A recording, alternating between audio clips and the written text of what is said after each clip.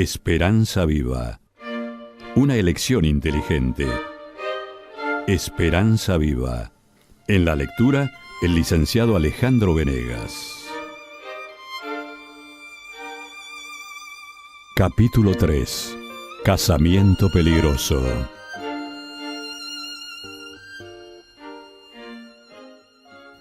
Hace más de 150 años que la discusión está en auge, cuando Charles Darwin, naturalista británico, convenció a la comunidad científica respecto de la selección natural como proceso de desarrollo de la vida.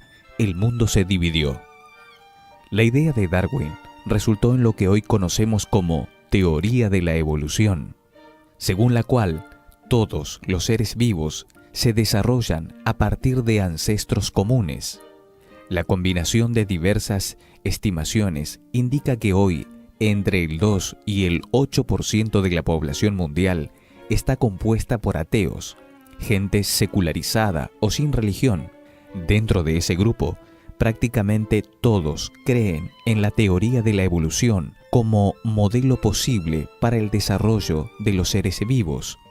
Esa teoría constituyó una disculpa perfecta para aquellos que deseaban expulsar a Dios de sus vidas. Sin duda, la teoría de Darwin fue el instrumento ajustado para apartar a millones de personas de la Biblia y del Creador. Para ellos, la Biblia es solamente un libro de historias, parábolas y alegorías. Por otro lado, gran parte del mundo cristiano siempre se opuso a la teoría de la evolución por considerarla directamente opuesta al relato bíblico. Para los cristianos en general, la palabra de Dios es bastante clara al responder la famosa pregunta: ¿de dónde venimos? Dios en el principio creó los cielos y la tierra. Génesis capítulo 1, versículo 1. Así comienza la Biblia, presentando el origen divino del mundo y de los seres vivos. En las últimas décadas, sin embargo, la discusión viene haciéndose más compleja, porque una tercera alternativa viene cautivando tanto a religiosos como a científicos. ¿Sería posible armonizar la existencia de Dios con la teoría de la evolución? Y si leyeras en algún medio de comunicación que Dios fue el autor de la evolución y que a lo largo de miles de millones de años trabajó para crear el universo, este mundo y el ser humano, ¿tendría eso algún sentido para ti? Después de todo, ¿quién tiene la verdad? ¿La Biblia, la teoría de la evolución o ambas ideas combinadas? Vamos un poco más allá. ¿Y si quienes defienden la idea de que Dios es el autor del proceso evolutivo fuesen importantes y respetados líderes religiosos? ¿Qué dirías? ¿Continuarías creyendo en la Biblia, en la libertad de la narrativa del Génesis, o intentarías armonizar las ideas de Darwin con las de Dios? En los últimos años, muchos grupos cristianos se han pronunciado en favor de la teoría de la evolución y de la idea del Big Bang, no viendo contradicciones entre ellas y la Biblia. Para buena parte de la comunidad científica, la expansión del universo se dio a partir del Big Bang, una explosión que habría sucedido hace cerca de 13.000 millones de años. Por su parte, la teoría de la evolución trata con la manera en que los seres vivos se desarrollan a lo largo de procesos evolutivos de adaptación al medio ambiente y la selección natural.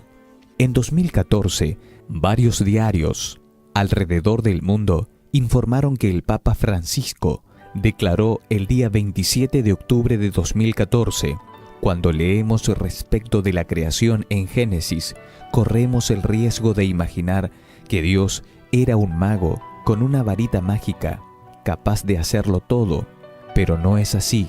Con eso, indicó que el cristianismo puede convivir muy bien con la teoría de Darwin.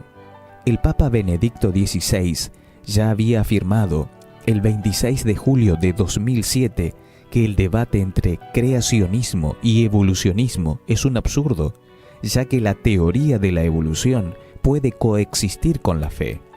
En 1950, el Papa Pío XII ya describía la evolución como un abordaje válido para el desarrollo humano en la encíclica Humani Generis.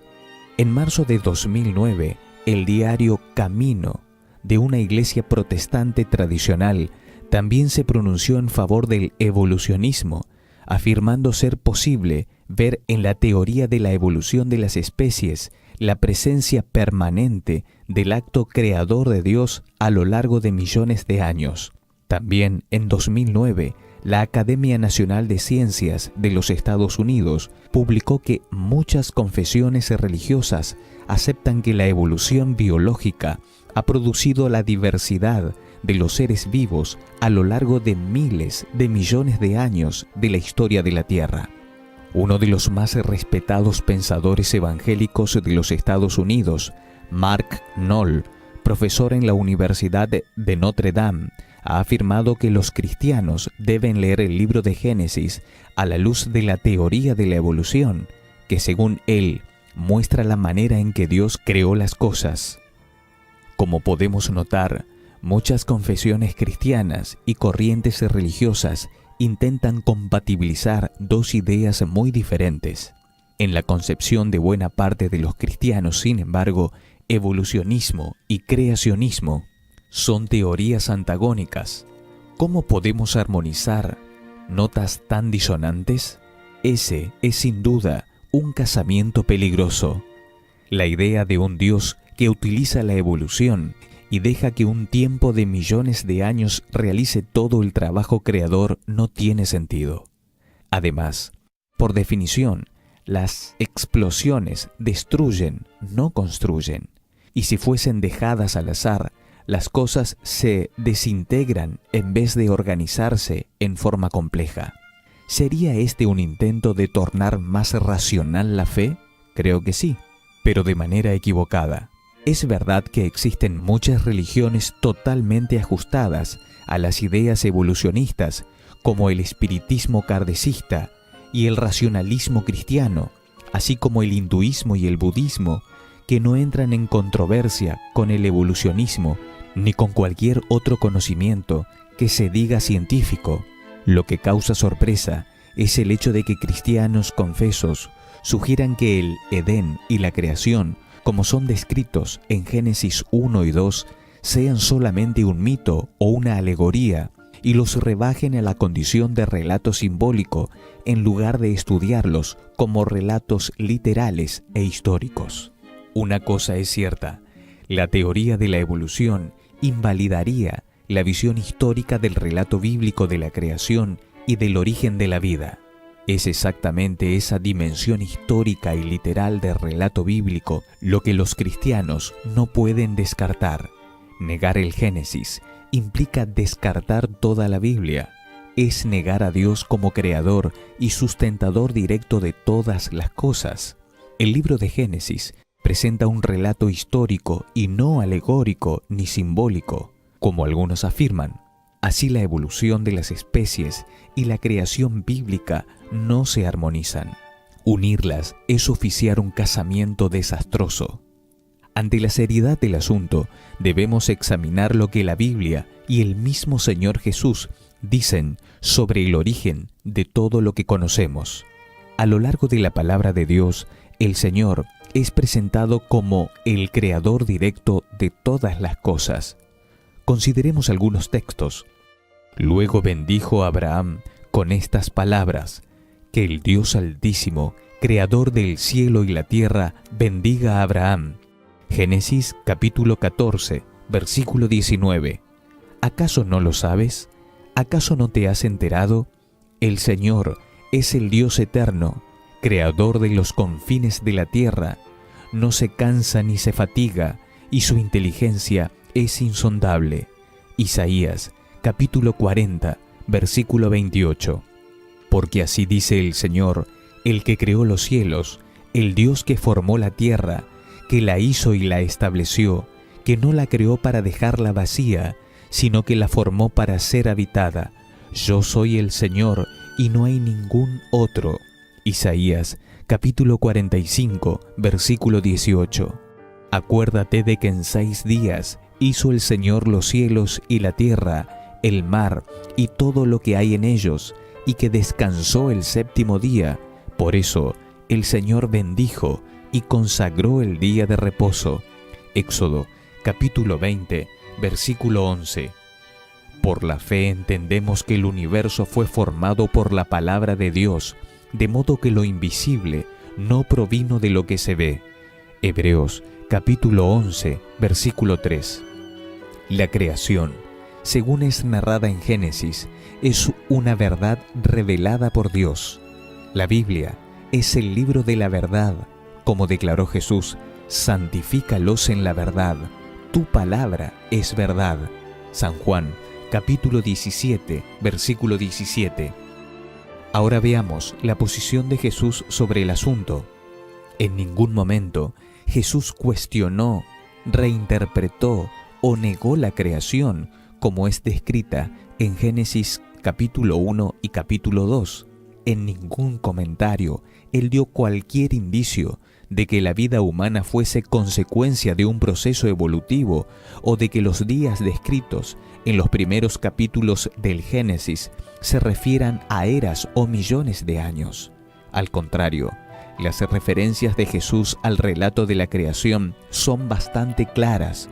Observa, por ejemplo, la cita que Jesús hace de Génesis en Mateo capítulo 19, versículos 4 y 5, donde dice: ¿No han leído, replicó Jesús, que en el principio el Creador los hizo hombre y mujer, y dijo: por eso dejará el hombre a su padre y a su madre, y se unirá a su esposa, y los dos llegarán a ser un solo cuerpo? En este fragmento, Jesús presenta el Génesis como un relato histórico, no alegórico. Ahora, considera lo que se dice en San Juan capítulo 1, versículos 1 al 3. En el principio ya existía el Verbo, y el Verbo estaba con Dios, y el Verbo era Dios. Él estaba con Dios en el principio.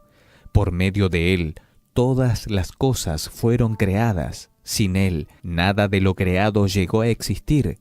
Jesús estaba presente en la semana literal de la creación y ejerció un papel activo en la formación de nuestro planeta. ¿Y qué dice David con respecto al origen del mundo y de la vida? Cuando contemplo tus cielos, obra de tus dedos, la luna y las estrellas que allí fijaste, me pregunto, ¿qué es el hombre para que en él pienses? ¿Qué es el ser humano para que lo tomes en cuenta? Salmo capítulo 8, versículos 3 y 4. Vengan, postrémonos reverentes, doblemos la rodilla ante el Señor nuestro Hacedor. Salmo capítulo 95, versículo 6. De esa manera, ni la Biblia ni Jesús dan ningún margen para que dudemos de la literalidad del relato de la creación. Dios no usó la evolución para crear al ser humano ni cualquier otra forma de vida. Él habló y todo se hizo. Ese es el poder creador de un Dios omnipotente que, a diferencia de nosotros, puede crear las cosas a partir de la nada por medio de su sola palabra. Puedes tener la plena seguridad de que para crear a Adán, el Señor Dios usó sus habilidades y lo formó con sus propias manos. Eso también revela su amor por todos nosotros. Fuimos creados según su imagen y semejanza. Génesis capítulo 1, versículo 26. Intentar compatibilizar la existencia de Dios con la teoría de la evolución es negar el relato de la creación y la Biblia entera. Significa un retroceso espiritual. Hay líderes cristianos en la actualidad que se han sentido con libertad de creer y enseñar que el relato de la creación es compatible con el evolucionismo. Sin embargo, Abraham, José, Moisés, David, Isaías, Jeremías, Daniel, Pablo, Pedro y sobre todo Jesucristo no creían de esa manera y jamás enseñaron tal cosa. Frente a cada uno de nosotros está el derecho de elegir entre creer en la Biblia o en el ser humano. Observa las palabras de Jesús sobre esa decisión. Él le contestó: tenía razón Isaías cuando profetizó acerca de ustedes, hipócritas. Según está escrito, este pueblo me honra con los labios, pero su corazón está lejos de mí. En vano me adoran, enseñando doctrinas que son humanas. San Marcos capítulo 7, versículos 6 y 7. Con todo respeto y consideración, podemos y debemos disentir de cualquier enseñanza que esté en desacuerdo con la Biblia. Como cristianos, es nuestro deber estudiar la palabra de Dios y afirmar sus verdades. Conjugar la teoría evolutiva y la Biblia en una única idea parece ser confortable, pero enseguida nos daremos cuenta de que se trata de una imposibilidad. En esa elección solo tenemos seguridad si estamos fundamentados únicamente en las verdades bíblicas reveladas por el Dios eterno. Una cosa debemos tener en mente: la ciencia es un emprendimiento de gran importancia y debemos estimular el conocimiento científico en todas las áreas de la vida. Sin embargo, la confianza en la palabra de Dios debe ser superior a todo lo demás. ¿Sabes por qué? La palabra de Dios no contiene verdades, es la verdad. Es la verdad revelada por aquel que es la verdad encarnada, Jesús, nuestro Creador, nuestro sustentador y nuestro Redentor.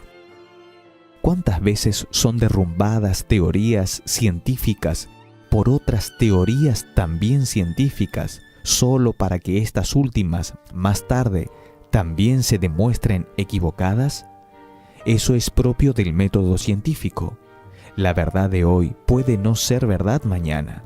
La fragilidad de los descubrimientos y las verdades humanos no nos permite desarrollar principios permanentes sobre ellos. Con la Biblia es diferente. Mucho tiempo antes de que surgiera la astronomía moderna, la palabra de Dios ya declaraba los secretos y las maravillas del universo, afirmando que la Tierra estaba suspendida sobre la nada. Job capítulo 26, versículo 7. Revelando el formato de nuestro planeta. Isaías capítulo 40, versículo 22. E indicando que el aire tiene peso. Job capítulo 28, versículo 25. El astrónomo Maurice Brackbill, profesor emérito de matemáticas en el Aenster Mennonite College, declaró: como resultado de sus estudios de las Escrituras, hay 325 referencias a la física en la Biblia. Ningún cristiano genuino es contrario a la ciencia o al avance del conocimiento. Pero como en todas las áreas de la vida, la ciencia también tiene su lado falible. Por eso, en ocasiones, llega a prestar servicio a intereses particulares en relación con la búsqueda de la verdad. No podemos ser seducidos por una ciencia incierta y conducida por personas falibles. La verdadera ciencia termina confirmando la Biblia, hasta incluso en sus detalles menores, pues su autor no puede equivocarse. Como cristianos, entendemos que Adán y Eva existieron de verdad. Fueron personas históricas de las cuales la raza humana desciende. No creer en la literalidad del relato del Génesis equivaldría a negar la caída de Adán y de Eva y la entrada del pecado en el mundo. También tendríamos que negar a Dios como el autor de la institución del matrimonio, ya que todo en el libro de Génesis pasaría a ser visto de forma alegórica. El séptimo día, por ejemplo, como día de descanso, no tendría sentido si los días descritos no fuesen literales.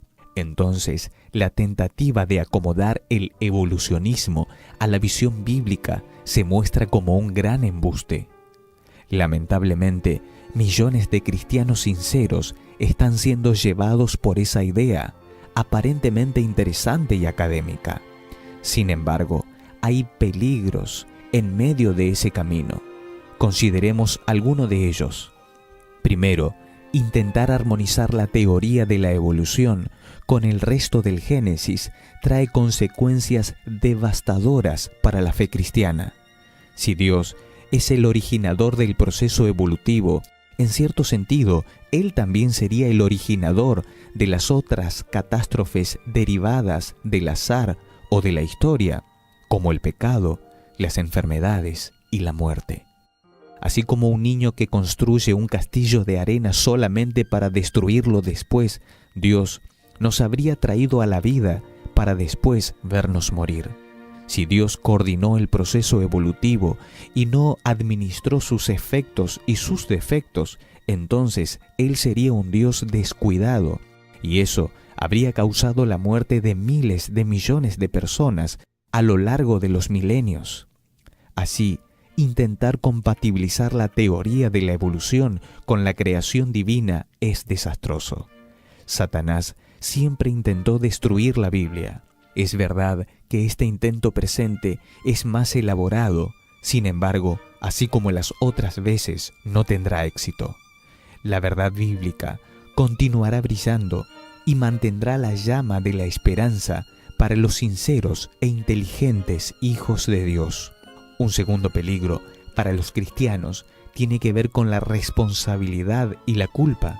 Si Dios usó el proceso evolutivo y selectivo para crearnos, y si la historia de la caída no es verdadera, entonces, ¿qué culpa tendríamos por nuestra maldad y por los pecados cometidos? Diríamos que simplemente nacimos así. La culpa sería del proceso evolutivo y no habría razón para responsabilizar a las personas por sus actos. Nadie culpa a un niño por haber nacido ciego. ¿Por qué razón Jesús vendría a salvarnos del pecado si no somos moralmente responsables? Si fuese así, Jesús habría venido a salvarnos del problema que Él mismo hubo creado. No podemos permitir que una ciencia humana unida a un falso creacionismo nos lleve lejos de Dios y de la verdad. Pablo escribió a Timoteo: «Toda la Escritura es inspirada por Dios y útil para enseñar, para reprender, para corregir, para instruir en la justicia».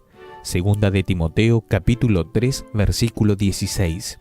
La Biblia debe ser nuestra única regla de fe, nuestra salvaguardia para librarnos de todo tipo de engaño. Está delante de nosotros una cuestión de elección y de fe. Debemos orar para vencer con la palabra de Dios esta disputa. La expectativa del cielo es que la verdad destruya la mentira y que te coloques firmemente del lado de la revelación divina y seas una voz más en favor de Dios y de su palabra, manteniendo divorciado aquello que no puede ser armonizado.